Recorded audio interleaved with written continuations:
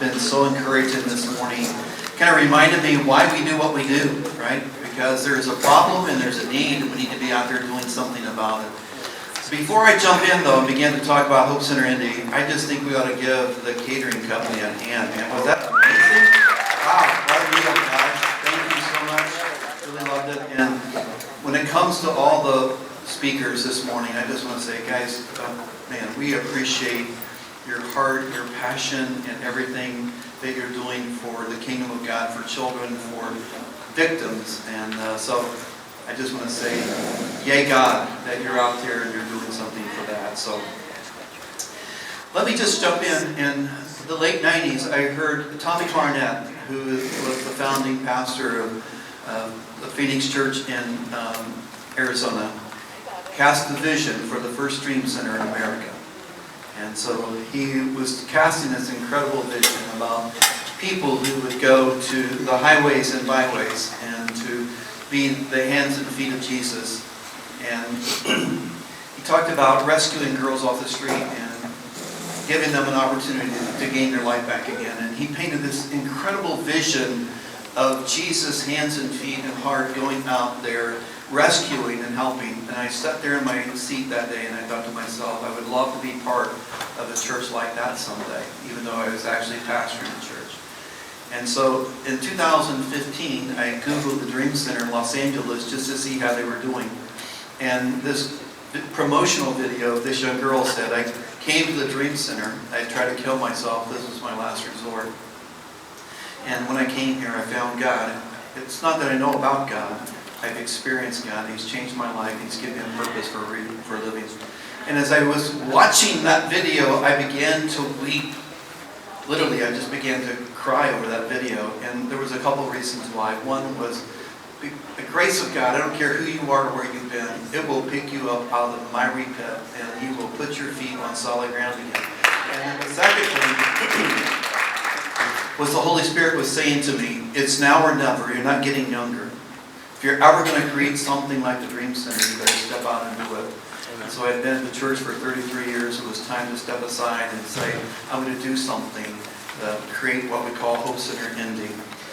One of the stories I love to tell is about a football player by the name of Hogan Horton. He played for Houston as an offensive lineman years ago.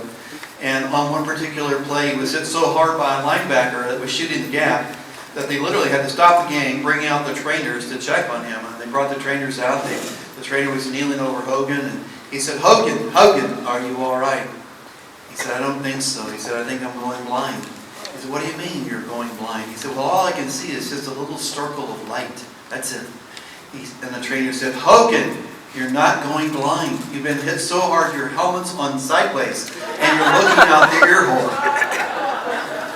You know, one of the things that we found at the Hope Center is, for the most part, these ladies who come to our center have been hit so hard by life that they have lost their vision of what life could actually be. Matter of fact, we sometimes say to them, ladies, you need your wanter healed.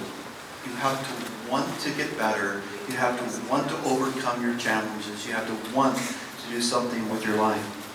And so in November of 2016, we took over this campus here, 210,000 square feet, 26 acres.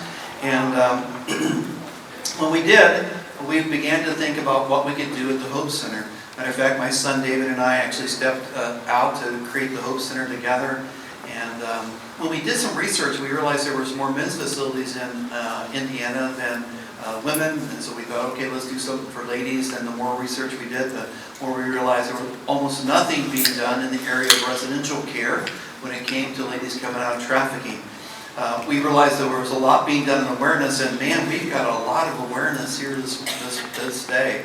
All the things that's been shared with us has been fabulous. There's some going on in the area of rescue, but really, honestly, what do you do with them once you rescue them if there's no residential program?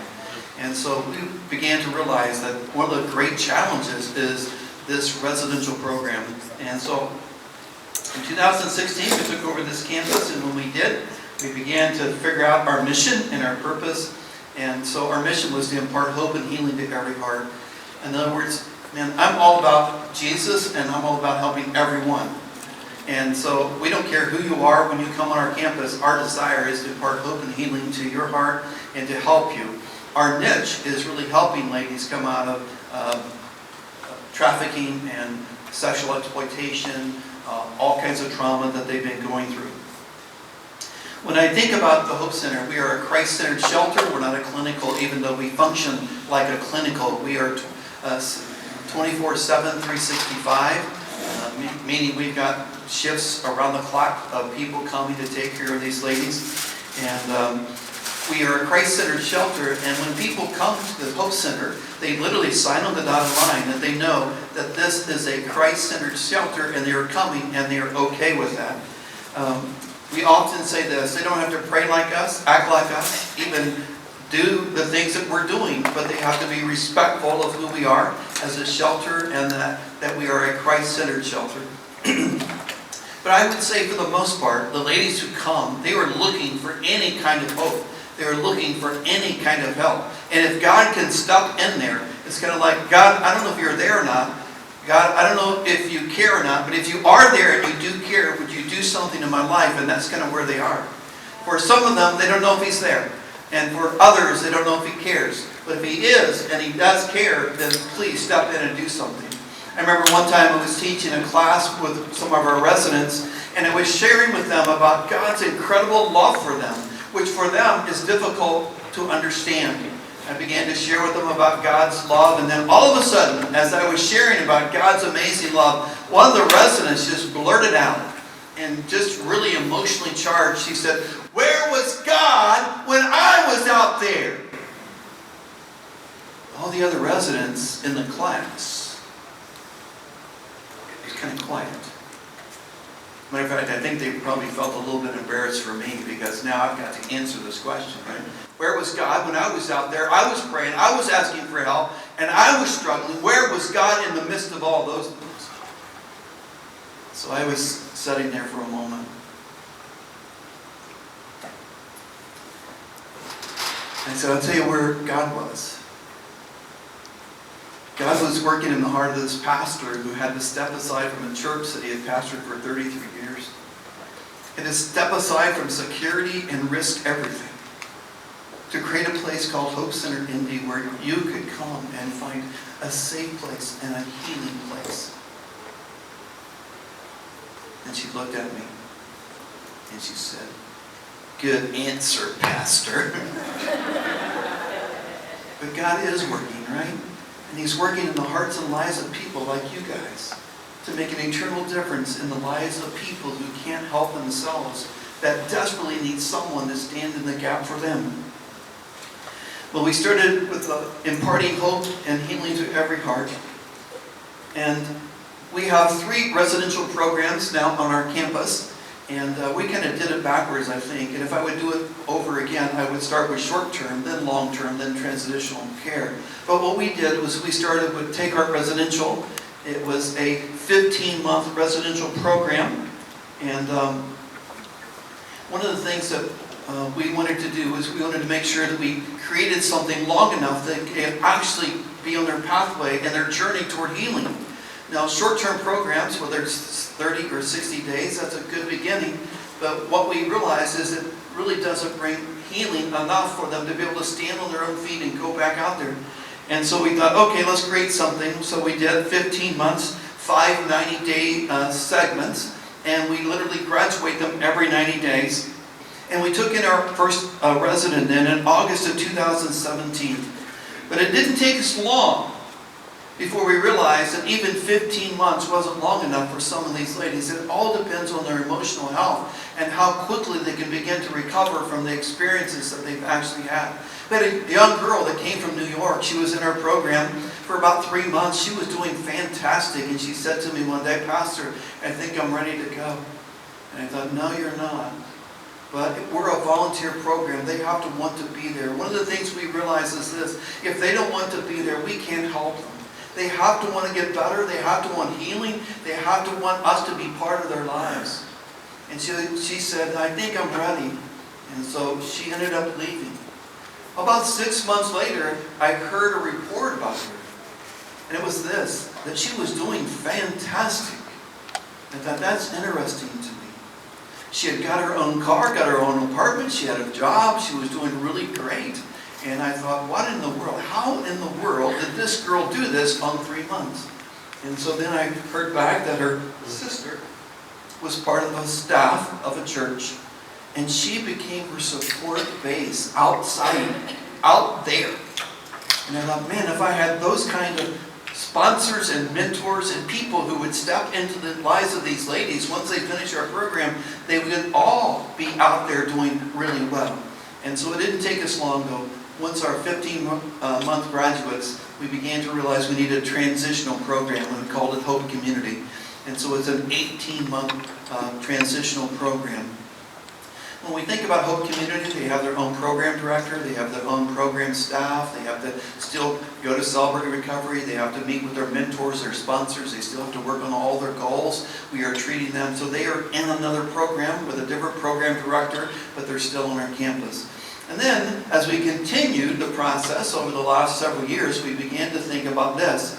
15 months is such a long time for a young girl to give of her life. It's kind of like going to the service, right? And so they couldn't hardly think about it. It was such a big ask on our part to come and be part of a program like that, that they would kind of shy back. So we said, man, we got to do something with short term. And so we created what we call short term. We call it Safe Nights. A girl can come on our campus and be there for 60 days, or she could be there for one night. It's up to her. But what we really wanted to do was open the door so that these ladies could come and see who we are and what we are doing. One of the things my daughter often says to me is this, Dad, we need to make their pimp a liar. He tells them, nobody cares for you. No one will ever help you. And all you're good for is what you're doing right now. And she said, Dad, if we can make him a liar, by that girl coming here, even if it is for one night, she will go back out there and she will say to herself, what he's telling me isn't true. There's people who care.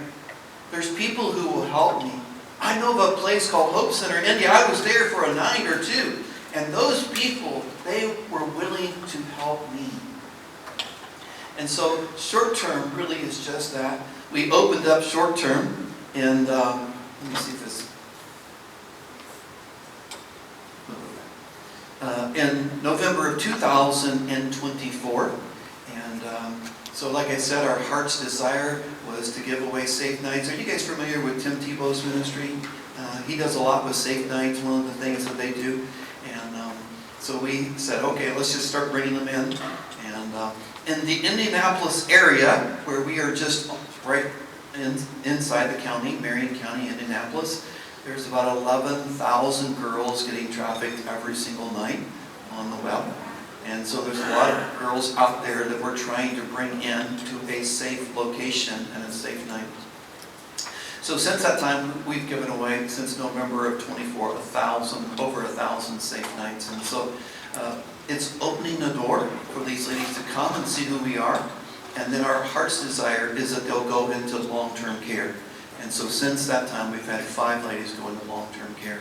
And so we just keep praying, just keep showing up. We just keep loving them, letting them know that that's who we are, that's why we're there. As far as we know, there's only 2 or 3 other locations in America that have all 3 of these programs on the same campus. You have short-term, long-term, and transitional care. This is one of the testimonies of one of the girls that's been in our program.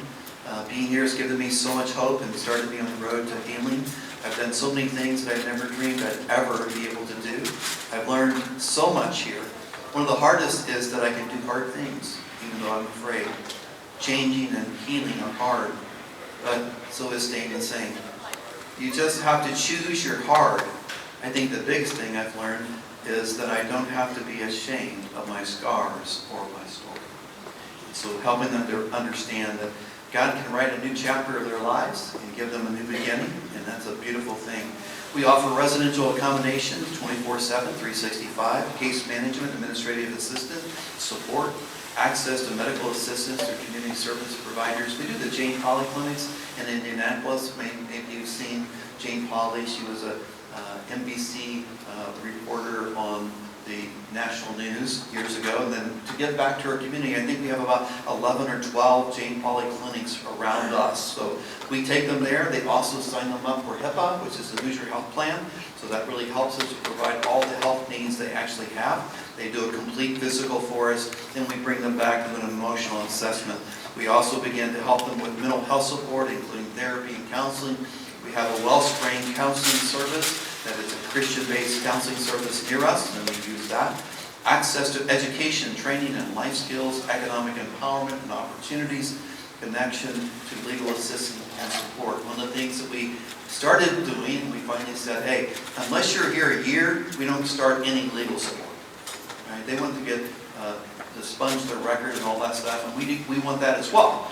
But if they're only going to stay 3 or 4 or 5 months, man, you can spend a lot of money on legal services, and then all of a sudden they're not with us anymore. So we say, be here, graduate, we'll definitely work on those things. When we first started, my son David and I thought to ourselves, what will it take for a girl to go out and be successful? We wanted her to get back on her feet, go out, be successful, and we came up with what we call the Plan of Hope. The Plan of Hope is 5 pillars. And so because we're a Christ-centered refuge, of course, we realize that the spiritual to us is just as important as the physical and the emotional. And so we began to let them understand that because we're at a Christ-centered refuge, you have to go to church on Sunday. You have to take a Bible class every day in your classes. You have to go to prayer meeting on Wednesday night. You have to go to Celebrate Recovery, which is a faith-based recovery program. So the spiritual is really important. Let me just say this. I would say 95% of all the girls that come into our program will come to Christ in the first 2 weeks, because they have never experienced that kind of love, support, and encouragement. And so it is a beautiful thing to see the transformation. We are baptizing these girls all the time. So it's a beautiful thing. Another area is education and career. We wanted to make sure, what can we do? About half our girls don't have a high school diploma when they come to the program.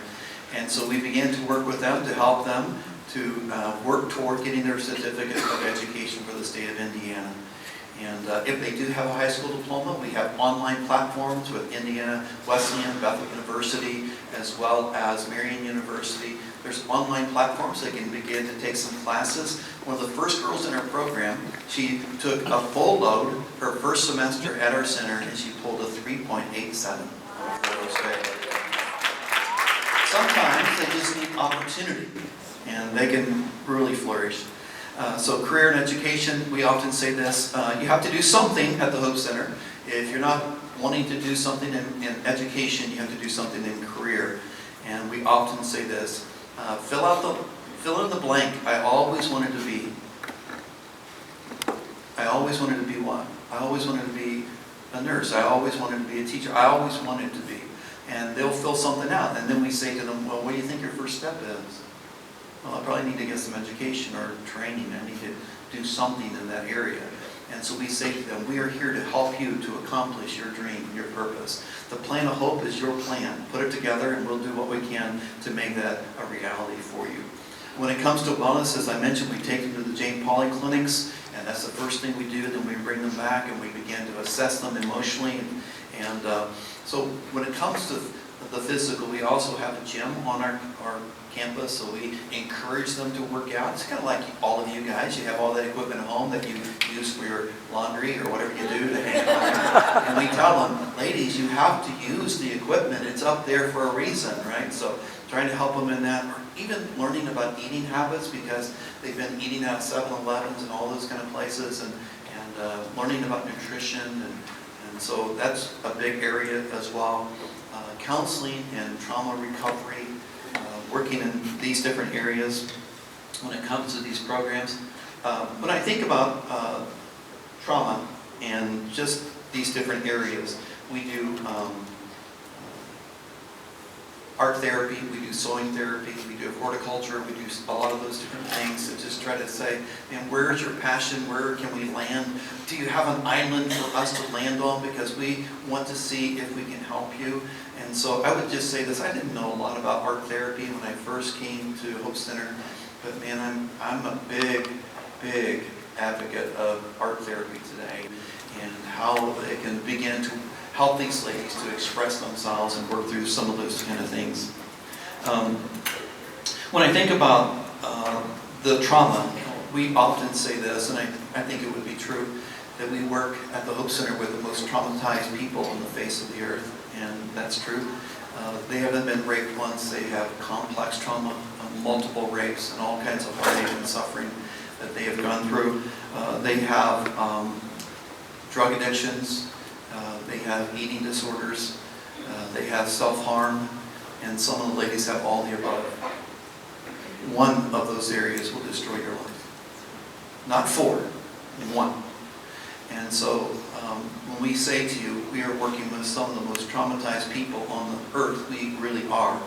And we had this one girl, she came to the center, and when she was sold at the age of 3. It was sold for 20-some years. And when she first showed up at the center, I would see her in the hallway, and I would walk by her, I would speak to her, she would never speak to me. She would never look at me. She only looked at the ground. And for a whole year she was at the center, she never looked up. Our 15-month program, which was Take Our Residential, other slide, took her 3 years to get through that. 3 years. And then she moved on into Hope Community and began to do well there. Today, she would not only speak to you, but she runs the cash register at one of our businesses, and she will look right at you and she will share with you. And she works in our social media department, and we are so grateful for what God has done in her life. But sometimes we just don't understand the incredible challenge that these ladies have and all the pain and hurt that they're trying to overcome. So wellness is a big part of who we are. Financial literacy, man, when it comes to these ladies, they don't know anything about money. They've earned money, but they didn't receive it. And when it comes to that area, financial literacy and money is a trigger to them. And so we do 5 core classes. So it's like 101, 201, 301, 401, 501. The first 2 classes, 101, 201, when it comes to financial literacy, is written by a survivor. And the reason for that is because she was triggered every time she had to deal with money. Which you can understand. They were beat for money, yelled at for money, everything about money. And so it was abuse of that. And so any kind of dealing with money causes them to be stressed. So the first 2 quarters is about working through some of their feelings and just the trigger of money. And we help them to begin to open up their own savings account, their own checking account. At the Hope Center, it is our goal for every girl to come free. Not one girl has paid anything to be there since 2017, which is miraculous. And so they can save the money while they're there. They don't always, but they could save it all. But we do help them to begin to open up their savings account, checking account, and really helping them to get all the way to what would retirement look like, having goals and dreaming about the future, some of those areas. And then the last one is relational. The relationships are so dysfunctional, like has been mentioned here, about half our ladies were trafficked by their own family. They get trafficked for drug money, rent money, whatever it might be. And you can just imagine when it comes to trust, there's not much. And they will be at the center a long time before they'll trust even us. So trying to help them to overcome some of those dysfunctions of their own family is a challenge. So we start with conflict resolution. As it was mentioned earlier, they usually either want to fight you or it's fight or flight kind of a thing. And so they want to, but we try to help them understand healthy conflict is okay. We can talk through this, work through this, get through this. If you know anything about damaged ladies, putting them on the same floor, you need conflict resolution. And we often say this at the Hope Center. I'm telling you, we often say this, our issues have issues at the Hope Center, because sometimes it's a big challenge for them just to be able to relate and get along with their own people that they're working with and being part of. So we also work trying to reconcile them with their family if possible. A lot of these, we do not allow their children to come, so if they have children, usually before they ever show up at the center, they've lost them. To Child Protective Services, to foster care, maybe a grandma, maybe a parent, someone may have them, But if possible, we try to reconcile them to their children. So we would reach out to the foster parents and we say, hey, we have so-and-so in our program. We would love to know if she could meet her children or see them. And so if they respond to us, absolutely not, we understand. I mean, she's burned a lot of bridges. She's gone through a lot of things, so they don't want that child on that roller coaster anymore. And so they'll say no. Or sometimes they'll say this. She's in your program? Yeah. How long's she been there? 6 months. How's she doing? Really well.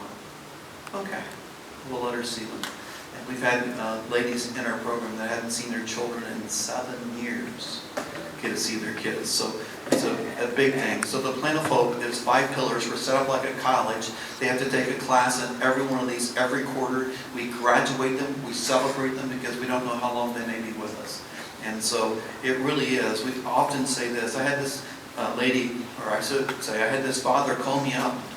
He said, hey, I just rescued my daughter from Georgia, and I was wanting to see if I could get her in your program. And I said to him, do you mind me asking you how you actually rescued your daughter from Georgia? Because he was in Indiana. And he said, yeah, I'll tell you as long as you understand something. And I said, what's that? He said, a father will do whatever it takes to get his daughter back. Amen. And I said, I'm good with that. You know, I'm a father of 4 girls. I'm good with it. And so he said, my daughter met this guy online. She thought he was 17, he was 40. And when she met him, he basically took her to Georgia and trafficked her. And so I went to Georgia looking for her. I got word that she could be in Georgia. I went there.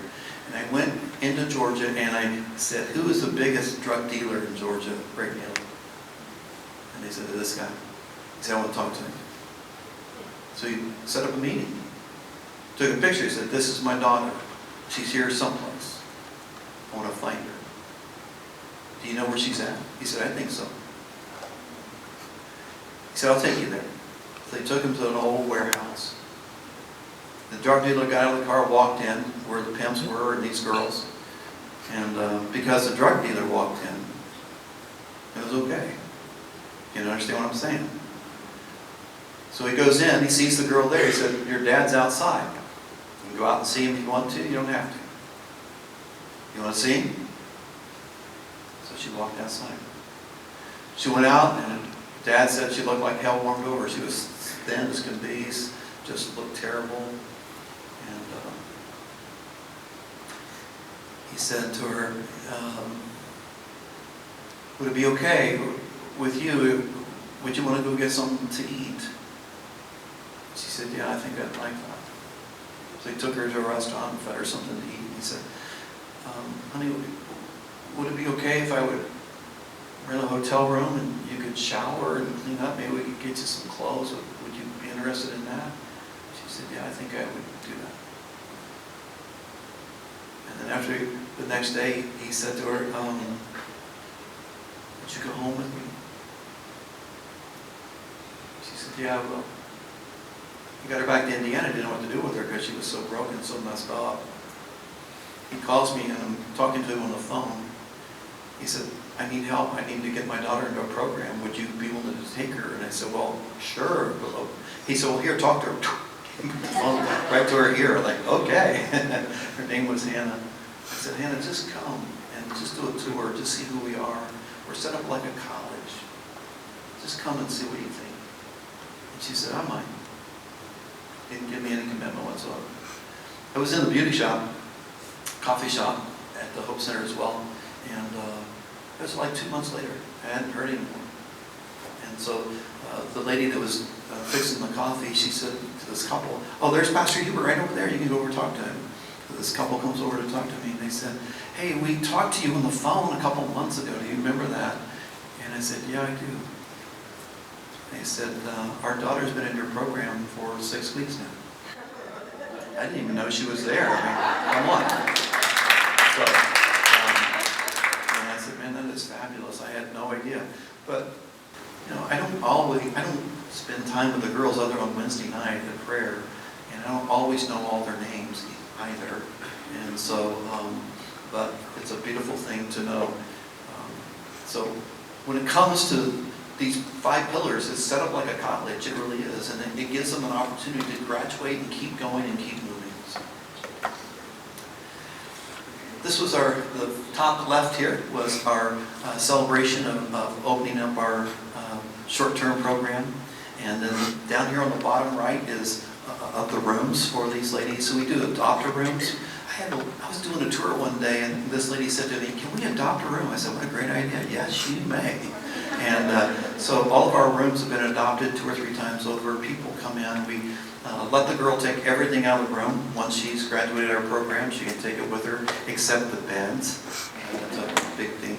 And then we just re-adopt the room. Another family comes in, re-adopts it, or a small group from church, whoever it might be, a business, and they'll make an incredible moment there. And so, neat story about the adopter rooms. It might keep me on time, so help me. Good. And I was given a tour to the University of Indianapolis girls volleyball team. And so they were there doing the tour, and I took them into this one adopter room that was finished. It was beautiful, and I was just showing them the room. And so as I was showing them the room, all this conversation just started around this room like this. I thought, I'm trying to talk here. You know, they're all talking to each other around the room. And so finally, when I paused for a moment, one of the girls said, "Coach, you mean you and your wife did this room?" And I didn't even know that him and his wife and their small group from their church had done that room. But we just used that room that day to walk into.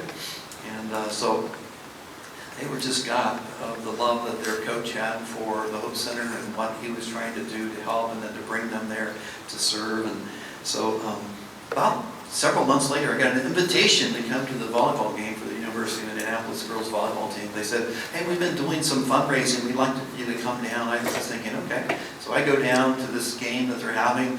They decided they were going to do, I thought, well, I'll go down and get some Walmart bags full of,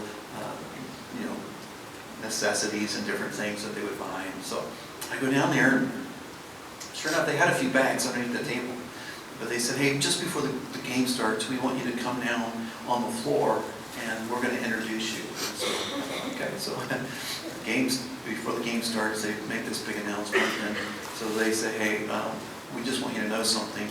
We've been raising money for Hope Center Indy," and so in their crowd was these orange T-shirts that said "Serving Hope," serving hope, and so every mom and dad and grandma and grandpa and brother and sister and anybody else they could get to buy those shirts were there in the crowd. It was amazing. And so these 2 girls came carrying out this wood check, this cardboard check, and they were hiding it, right? And they finally turned it around. It was like $3,400. And so it was an amazing story. When you think about college girls who have no money, to be able to raise $3,400 was absolutely amazing. But adopter rooms, that's one of those areas right there. It's a beautiful way in which people serve us. Short-term, when we think about our short-term program, get there. Like I mentioned, we've already done about 1,000 safe nights already, and it really is starting to help us to reach out and to provide a safe place for these ladies each and every night. So. And even on transitional housing, when we think about that, another testimony. Hope Community has been a safe haven. God has covered this place with safety, peace, and a calmness that you can only receive from the Lord. All the staff, residents help make this place feel like home, and I'm thankful to the Lord each and every day I'm part of this community. Recovery and healing are not the things that are cured overnight. This community shines a light on the darkness and shows that they are with you every step of the way. I truly love being part of this community in any way, and this place is home for me. And so just really a great testimony. One of the things I get to do every week is I do tours at the Hope Center. It takes about an hour and a half to do a tour. Sometimes 2 hours. It's a big campus. We have a lot of things. The more the Lord does, the more we have to show, the more things we can talk about. And so that's kind of neat. I was doing a tour, and usually when I do tours, and you guys were talking about it earlier today, is, believe me, there is sexual abuse in a lot of people's lives. And sometimes they address it, and sometimes they don't. When I go to churches and speak about the Hope Center, I go and I talk about the Hope Center, and sometimes there will be people come down the altar, they'll want me to pray for them. And one of the first couple times I spoke about the Hope Center, I had this lady come down, and she was standing in front of the altar. She was like 80 years old. And she said to me, "Pastor, I was abused as a child, and I've never gotten over it. Will you pray for me?" One of the things I realize on the tours is how many people are crying when I do a tour. And if there's 3 or 4 people on the tour, I'll have at least one, what I call weeper. One person that's usually wiping the tears from their eyes. And so we go through the educational building. When we go through the educational building, these ladies do silhouettes. The silhouette on the outside of their picture, their shape, the form, is all the evil, cruel, mean things that have been spoken to them and over them as lies. And so then on the inside are all the things that God says about them, that they're beautiful, they're chosen, they're forgiven, all the things, all the promises that you can have from God's Word. It's written there in Scripture and all that stuff. And so as we walk our way down through the art gallery of these ladies and their stories, people just stop and they see all these mean, vile, cruel things that's been spoken to them. And a lot of times people are crying. And they're wiping the tears from their eyes. And sometimes they just kind of leave them alone. So maybe a friend or a family member, someone that came with them, they'll drop back from the tour, they'll hold them, they'll comfort them, then they'll finally kind of bring up the rear, they'll catch up. But on this one particular tour, about a year ago, this lady started crying right away. I mean, I never even made it to the educational building. She was crying right away. And I thought, my goodness, she's really hurting. And so she cried through the whole tour. We finished in the prayer center, and at the end then, I wasn't always as bold as Jesus. "Woman, why are you crying?" like at the tomb, right? "Woman, why are you crying? There's good news here." And so, but when she got ready to leave, I finally said to her, "Are you okay? I mean, for an hour and a half, you've been crying through this whole tour." And she said, "Well, maybe you heard. It was December 23rd that there was this girl that froze to death on top of a restaurant downtown Indianapolis." And I said, "Yeah, I do remember that. It was on the news, and I read it in the paper as well." She said, "That was my sister." And on the tour today, I was thinking, if I would have known about this place, maybe, just maybe, she would be alive today. A place like the Hope Center. Well, when I think about the different things that God's done at the Hope Center, it's Ephesians 3:20 kind of stuff. And one of the things that we do at the Hope Center is we have giving engines, social enterprises, businesses that helps us to employ all the ladies. Not one girl has to go off campus. In the very beginning, we would have to send them to McDonald's, wherever we could get them a job, and so they would go to work. And but it wasn't a good atmosphere for these ladies. They were still struggling with drug addictions and all those kind of things. And so we said, we got to create our own engines right here on campus. And so that's exactly what we did. We began to create giving engines and businesses. So today we have 3 boutiques. We have them in 3 different locations where people literally come and they buy from us. Right now we're 95% retail, 5% what we call thrift, where it's donated clothing from churches and other people. We have 2 coffee shops, 3 wedding venues. We have a wedding barn. We also have a formal wedding venue. We have outside wedding venues. We have 5 greenhouses. We have a used bookstore that we have put back together. We have the canine training division. We have a beauty salon. We had to create that because, just think about it. I often say this on the tour. We created the beauty salon out of a selfish need. We were having to transport them to get their hair done. That meant I had to send a staff person to set 2 hours at some beauty shop. But this is crazy. We're not doing this. We can just create it our own.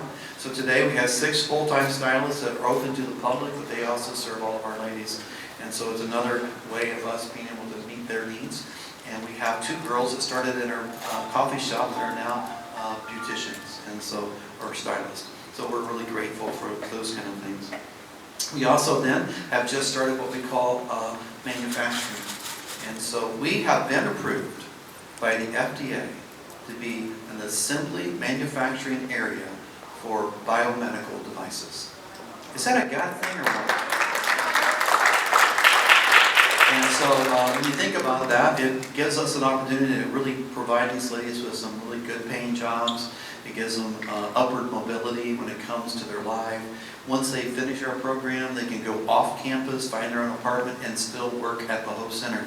So we have just started our first medical device. It's a new CPR device by Compact Medical, and we won that award to be able to assemble all their new medical CPR devices. And so one of the things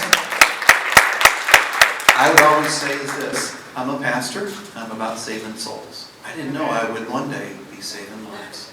And so at the Hope Center, we're going to be saving lives as well. So just last week we ran our first, what we call lot of our medical devices that will be going out our doors. And so this year we're looking to do about 10,000, next year 100,000, into the millions.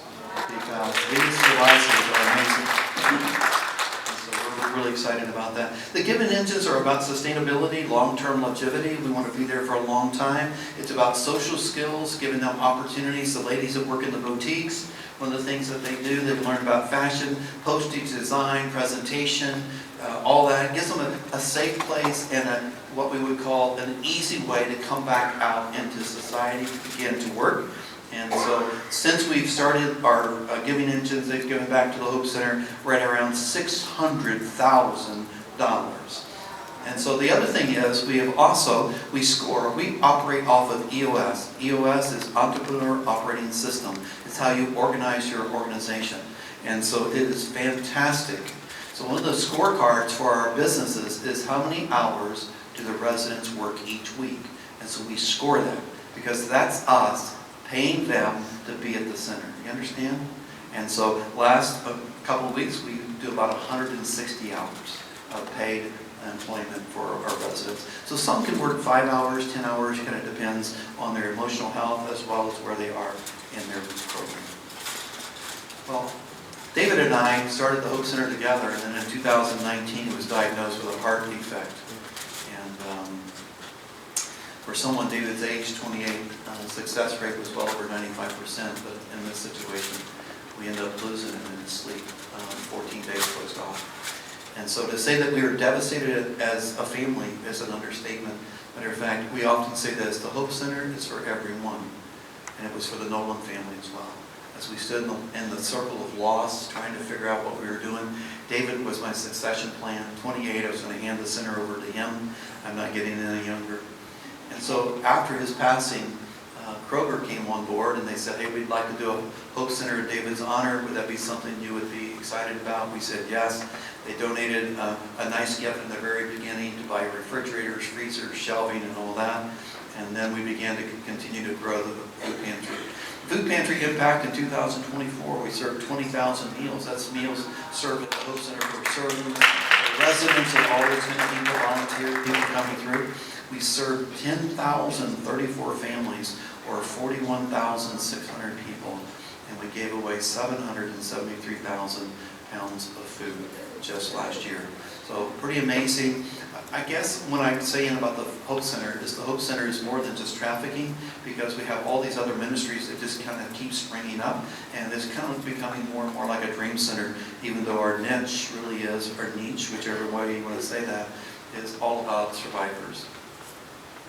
Since we opened the food pantry in 2020, we've given away 4 million pounds of food to our community. You can kind of see the line there. That's the line wrapped around our building. About 250 families every Thursday night coming to receive food. One of the reasons why we want to make sure we have food for the community is because when it comes to survival, a lot of times people can get trafficked just because of food, right? So trying to take away that, working in those different areas. Another area of Ephesians 3:20, beyond what you could ever ask or imagine, was the canine training barn on our campus. And so Todd Jordan came to our campus one day and said, can we actually begin to train dogs on your campus to sniff out electronic scent detection, and that would be used in search warrants for child exploitation, child porn. And so we said, man, we'd love to do that. And so we have a video. He's going to explain it a lot faster than I can. So let me see if I can get this actually to work. And yeah, right there it is. My name is Todd Jordan. I own Jordan Detection K9. We focus on training Labrador Retrievers for electronic storage device detection. Show me. Yes. Good boy. We're in the training barn right now for the K9's electronic scent detection dogs, and we're in a large training room down here, and then upstairs there are 3 or 4 different rooms that are set up to simulate what a real search would be like in a home. They look like bedrooms or sort of a kitchen area or dining room areas, things like that, so the dogs can have real life scenting opportunities. These dogs are trained to go into search warrants for child exploitation, human trafficking, and they're trained to come in and find electronic devices such as micro SDs, SD cards, thumb drives, anything that people can store media on. That data really is the key to prosecution. We cheer every time we hear that there's been a child rescue, we cheer when there's an arrest, and it's all because of that data. So the dogs are trained to hit on a chemical that's in the process of manufacturing the micro SDs, and it's called TPPO, and that chemical is in every electronic storage device. Micro SDs can hold a terabyte of information, and if you think about that, that's about 200,000 images or videos that can be held on this little tiny device. Something that investigators would be easy to miss inside of a search warrant, especially if it's like a hoarder house or anything like that. It's turned in bigger than what I thought it would. It was just, instead of just being a canine training place, now we're bringing in the survivors, and they're actually being a part of the training, and they have an invested interest in what we're doing. When you look at the relationship between the Hope Center and the electronic scent detection dogs, you know, you look at the people that are the women that are in the Hope Center, they're there usually for being involved in some sex trafficking. They come to the residential program to learn, to live a new life, to heal, to have hope again. And you look at what the dogs are able to provide in terms of unconditional love, the opportunity for them, the women, to learn skills that are marketable. From spending a year or so in the program, they would be able to go into any pet store and become a trainer. And they would have the skills to go in and help out in a grooming salon for dogs. But what we're trying to do in this introduction for the women into this program is really taking a look at how you create a good relationship with a dog and learn to teach a dog or help a dog learn is very much the same way you develop a relationship with a person, a positive relationship with a person. For so many of these residents, they still know women and children that are still being exploited, that are still being trafficked. But when they see the dogs and they hear about what the canines are doing, it gives them a sense of, we can be part of this. And I remember one of the graduations last year, I was sitting next to one of our residents, and we had shown a video of what some of the dogs were doing and the connection with the canines here at the Hope Center. And after the video was over, I looked at the resident and she had tears in her eyes, and I was like, oh, what are you feeling? And she said, I feel proud. She felt proud to be part of this canine program here at the Hope Center.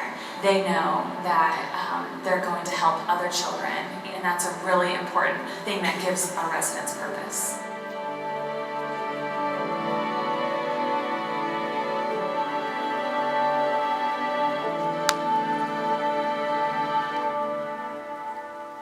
So when it comes to the canine division, we now have dogs in 48 states. We have them in 8 different countries. They are rescuing a child every single day. Every day, a young child is being rescued. They're making not just 2, they're making 3 arrests a day now. And we have trained 229 dogs, really moving up to 240 here beginning next month. So it's amazing to us what God has done, the doors that He has opened for us to be part of child exploitation in this way, trying to train these dogs. What they're accomplishing is absolutely wonderful, and so really great. We were doing, usually on the graduation of the dogs, we train them every 90 days, and then we graduate them. We bring handlers in from all over the U.S. They come in and they receive their dog, then they get 2 weeks of training before they go out to start doing search warrants with that dog. And, so we were at a graduation. We had a new resident that just came, and she was standing back in the back of the room, and she was crying. And I could tell that there was some other staff that was kind of around her, just trying to give her a little comfort. And so I thought, well, no doubt we triggered her. Either all the law enforcement and the dogs, the guns, police cars, whatever it might have been. I mean, sometimes we realize that anything can trigger them, from a smell to a sound. So we just try to work on that and work them through that. But I could tell that she was pretty emotional back there. And so finally, when it was all said and done, those staff people came up to me, and I just finally said to her, I said, hey, did we trigger her this morning? What was going on there? And she said, no. She said, this morning she realized that her and her sister were saved by a dog, trained at Hope Center. And so it's kind of neat how it's kind of coming full circle, where God's taking these dogs out, they're rescuing someone, and they're bringing them back and being part of who we are. So really grateful for that. On Todd's side of the barn, you saw the inside where they have it all set up for training and some of those kind of things. On our side of the barn, our side is just as large as his and just as nice. We have a kennel as well. And our desire and goal is to begin to raise puppies and dogs for him to hand off. He needs to buy about 50 dogs a year. He doesn't do just canine detection. He also does Secret Service, some of those different areas. And so we've been, for almost 3 or 4 years, wanting to be able to provide him with new dogs. And so ministries like Light in the Darkness that goes to strip clubs every single week. They're in every strip club in Indianapolis trying to reach out and love on these girls. Or Sweet Aroma, which is a ministry that sex texting.